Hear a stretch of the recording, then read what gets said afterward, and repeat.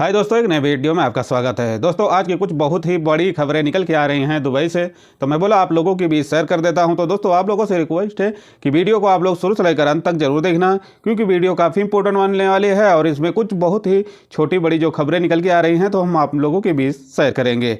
बढ़ते हैं दोस्तों अपडेट की तरफ। अपडेट ये निकल के आ रहा है दुबई से कि जो लोग दुबई में काम कर रहे हैं और उनमें देखा जा रहा है कि इस समय दुबई सरकार ने काफ़ी बड़ा नियम में अपडेट दिया है। अपडेट ये दिया है कि कुछ नियम बनाया गया है। ये नियम बताया जा रहा है कि सन 2025 और मार्च से ये नियम चालू कर दिया जाएगा, जहां पर देखा जा रहा है कि जो कंपनी में वीज़ा एक्सपायर हो जाता है या तो आईडी एक्सपायर हो जाता है, तो वहां पर देखा जाता है कि जो कंपनी अगर आपका रिन्यूअल नहीं कराती हैं और ऐसे में देखा जाता है कि आपके ऊपर ओवर स्टे का चार्ज भी आने का खतरा बढ़ जाता है। तो यहाँ पर देखा जाता है कि अगर आपका ये ऐसा होता है तो आप इसका शिकायत मोहरे में कर सकते हैं, नहीं तो आपके ऊपर ये काफ़ी समस्या आ जाएगा। तो इन बातों को आपको ख्याल रहना है। जैसे कहा जाता है कि अगर आपका वीज़ा एक्सपायर होता है या तो आपकी आईडी एक्सपायर होती है तो इसकी जिम्मेदारी कंपनी की होती है कि कंपनी फिर से आपका वीज़ा आगे बढ़ाए और एक्सटेंड करे या तो आपका वीज़ा रिन्यूअल करे। जैसे कि नहीं रिन्यूअल करती है और आपसे ऐसे काम कराती है तो आप मोहरे के द्वारा एक्शन ले सकते हैं। दूसरी इंपॉर्टेंट अपडेट जो निकल के आ रही है कि इंश्योरेंस से लेकर कि जो लोग दुबई में काम करते हैं कंपनी के अंदर और जिसका इंश्योरेंस नहीं बना है, तो यहाँ पर देखा जाता है कि मार्च तक के लिए कुछ और टाइम दिया गया है। ऐसे में देखा जाता है कि जो दुबई गवर्नमेंट की तरफ से कहा गया है कि जो वर्कर जिस कंपनी में काम कर रहे हैं और उस कंपनी का हक बनता है कि जितने वर्कर हमारे कंपनी में काम करते हैं हर वर्करों का हेल्थ इंश्योरेंस बनाना काफ़ी बड़ा अनिवार्य है। और ऐसे में अगर आपका हेल्थ इंश्योरेंस नहीं बनाती है कंपनी तो इसमें भी आप एक्शन ले सकते हैं। जैसे कहा जाता है कि अगर मोहरे में आपको शिकायत नहीं दर्ज करना है तो मोहरे में आप कॉल करके आप इस बारे में आप बायोडाटा ले सकते हैं कि हमारा इंश्योरेंस नहीं बन रहा है, न कंपनी बना रही है, तो मोहरे वाले जो हैं आपको इसका रिप्लाई दे सकते हैं। तीसरी इंपॉर्टेंट अपडेट जो निकल के आ रही है कि देखा जा रहा है कि दुबई में जो वीज़े के लिए कुछ अपडेट जारी किए गए हैं और ऐसे में देखा जा रहा है कि जो घरेलू कामगार हैं और वहां पर देखा जाता है कि वीज़ा की कुछ अनुमति दी गई है और जो कहा जा रहा है कि जो बाहर से आने वाले प्रवासी हैं तो उन लोगों के लिए कुछ वीज़ा एक्सपायर हो चुका है और आप दुबई में कितने दिन रह सकते हैं।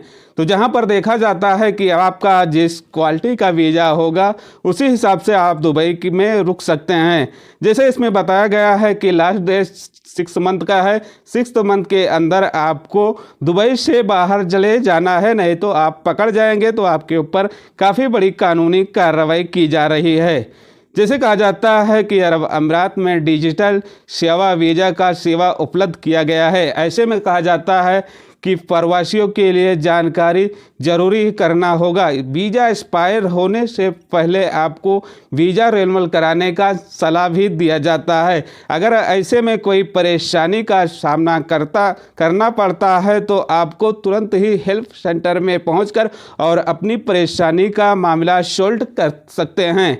जैसे कि हेल्प सेंटर बताया जाता है कि लेबर कोड में जाकर और जो कोई अपनी समस्या है उस समस्या का समाधान कर सकते हैं। तो दोस्तों, ये कुछ ज़रूरी और इम्पोर्टेंट खबर थी दुबई से। और कुछ बड़ी खबर निकल के आ रही है सऊदी अरब से।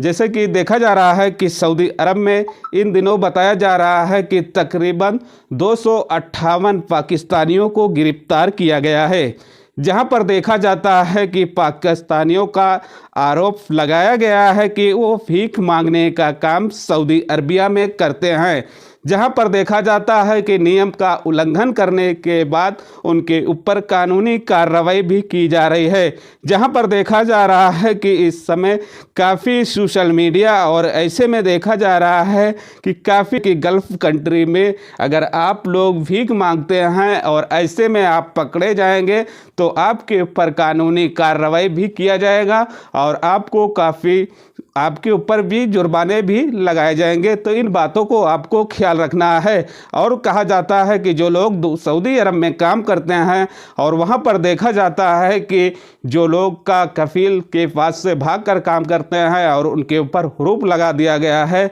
तो ऐसे में देखा जाता है कि उनका हरूफ उठाने का 2 महीना का टाइम दिया जाता है कि 2 महीना में आप हरूफ किसी कंपनी में उठाकर सेटलमेंट हो सकते हैं। लेकिन अब बताया जाता है कि जैसे हरूफ उठाने का जो खर्चा आ रहा है तकरीबन 9,000 रियाल आपको पे करना होगा, उसके बाद में ही किसी कंपनी में सेटलमेंट हो सकते हैं। ये रूल कंपनी वालों के लिए है, ये नहीं कि आप फैमिली ड्राइवर हैं या तो आमिल मिलजली मजरा में काम करते हैं तो ऐसे में नहीं है। जो लोग कंपनी में जॉब करते हैं उन्हीं लोगों के लिए ये अपडेट है। तो दोस्तों ये कुछ ज़रूरी और इम्पोर्टेंट अपडेट थी, तो मैं बोला आप लोगों के बीच शेयर कर देता हूँ। वीडियो अच्छी लगी होगी, कुछ समझ में आया होगा तो वीडियो को लाइक और शेयर जरूर करना। मिलते हैं नेक्स्ट वीडियो में, अपना ख्याल रखना। Okay bye.